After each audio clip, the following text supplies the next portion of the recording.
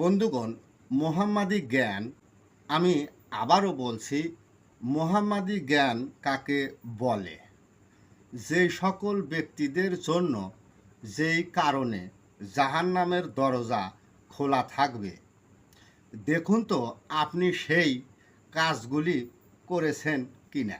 চোখ দিয়ে কি করবেন আপনি যদি আপনার চোখ দিয়ে অন্যায় অবিচার কাজগুলি দেখার পরেও ন্যায়ের প্রতি সজাগ না করেন? মুখ দিয়ে কি করবেন আপনি যদি আপনার মুখ থেকে সত্য কথাগুলি বের করতে না পারেন? দুটো কান দিয়ে কি করবেন আপনি যদি কানে সেই কষ্টের আহাজারি আওয়াজগুলি আপনার কানে না পৌঁছায়? এই যে নাক, নাক দিয়ে কি করবেন আপনি যদি বুক ভরে বুক জুড়ে শান্তির নিঃশ্বাস নিতে না পারেন?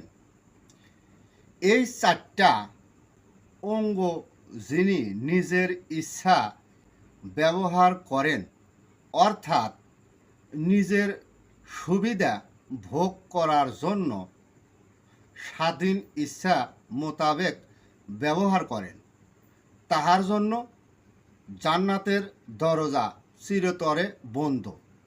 আর বন্ধ থাকার কারণে এই যে আমি সত্য প্রকাশ করার জন্য চিৎকার করছি, আপনার জ্ঞানে মস্তিষ্কে পৌঁছিবে না। ধন্যবাদ।